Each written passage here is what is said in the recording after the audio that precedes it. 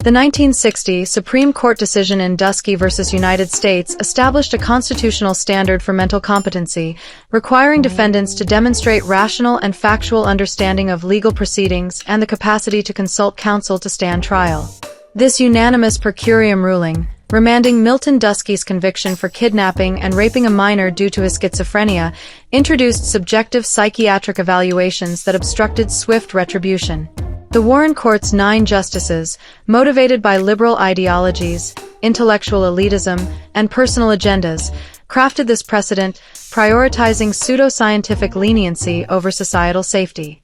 Supported by organizations such as the American Psychiatric Association, American Bar Association, American Jewish Committee, and Anti-Defamation League, their decision created loopholes that shielded violent offenders, endangering vulnerable populations and contributing to escalating crime rates in the 1960s.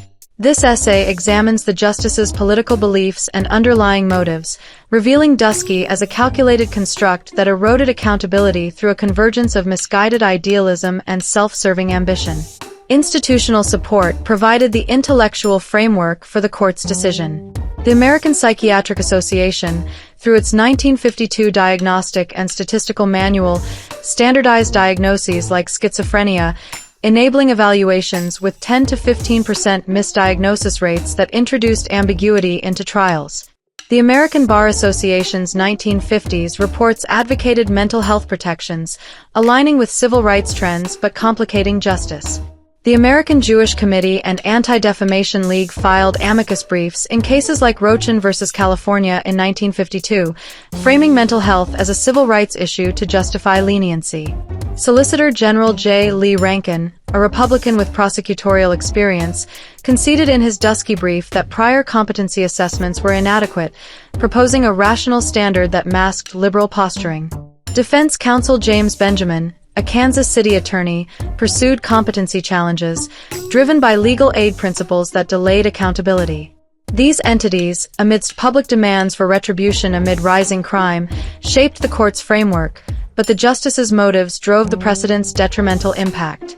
The Warren Court's justices, unified by liberal convictions and personal aspirations, endorsed Dusky, their political ideologies and ambitions undermining retributive justice. Chief Justice Earl Warren, appointed by Eisenhower in 1953, leveraged his Republican credentials as a former California governor to advance liberal reforms.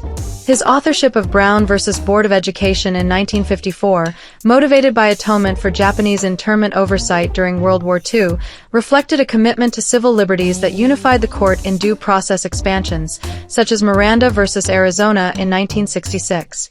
Warren's strategic leadership in Dusky prioritized criminal protections over public safety, disregarding the rising crime rates that demanded stringent measures. Justice Hugo Black, appointed in 1937 by Roosevelt, advocated absolutist incorporation of the Bill of Rights, his Alabama populist background tainted by prior Ku Klux Klan affiliation. This history propelled Black's overcorrections in cases like Gideon v. Wainwright in 1963, extending protections to defendants at the expense of state authority. His rigid constitutionalism in Dusky favored individual rights, ignoring societal consequences and amplifying leniency for violent offenders. Justice William O. Douglas, a 1939 Roosevelt appointee, pursued expansive due process theories rooted in New Deal progressivism.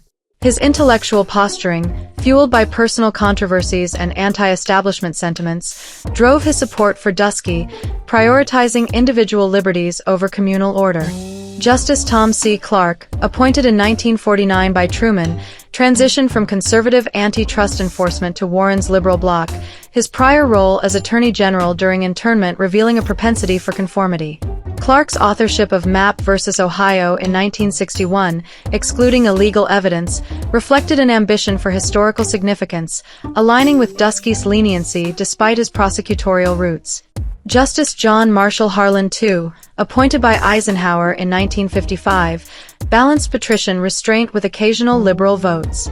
His support for Dusky, despite dissenting in civil rights cases, stemmed from a desire to maintain judicial credibility, prioritizing moderation over the public's demand for retribution. Justice William J. Brennan, Jr., a 1956 Eisenhower appointee, reinforced Warren's agenda through his labor union background and Catholic-driven commitment to equality. His authorship of Baker v. Carr in 1962 expanded voting rights, reflecting a motive to redress societal inequities. Brennan's support for Dusky extended protections to mentally ill defendants, elevating individual dignity over societal safety and aligning with liberal intellectualism. Justice Potter Stewart, appointed in 1958 by Eisenhower, adopted pragmatic centrism but acquiesced to Warren's influence. His swing vote in Irvin v. Dowd in 1961 diluted jury standards, driven by social ambition and fear of marginalization, contributing to Dusky's ambiguity. Justice Charles E. Whittaker, a 1957 Eisenhower appointee, succumbed to workload pressures, his 1962 resignation following mental health struggles exposing limited judicial capacity. Whittaker's corporate law background yielded inconsistent votes, such as Troe v. Dulles in 1958, aligning with Dusky's liberal tilt out of deference rather than conviction. Justice Felix Frankfurter, a 1939 Wilson appointee, championed judicial restraint but joined Dusky, his progressive Harvard pedigree and McCarthy-era conservatism shaping a calculated alignment with due process trends. Frankfurter's Wolf v. Colorado in 1949 deferred to states, yet his Dusky vote reflected intellectual elitism, prioritizing judicial legacy over practical consequences. The justices' motives, Warren's atonement, Black's redemption, Douglas's progressivism, Clark's conformity, Harlan's moderation, Brennan's egalitarianism, Stewart's ambition, Whittaker's acquiescence, and Frankfurter's elitism, coalesced into a unified subversion. Supported by the American Psychiatric Association's diagnostics, American Bar Association standards, and amicus briefs from the American Jewish Committee and Anti-Defamation League, the court ignored prosecutorial opposition and public outcry over 1960s crime surges. Rankin's brief and Benjamin's advocacy provided legal cover, but the justices' liberal ideologies and personal agendas drove Dusky's precedent, enabling evaluations with 15 to 20% malingering rates and delaying 80 to 90% of trials. This framework, fostering recidivism amid doubling homicide rates, reflects a calculated betrayal of justice, demanding its abolition to restore retribution and protect societies vulnerable from the chaos of misguided reform.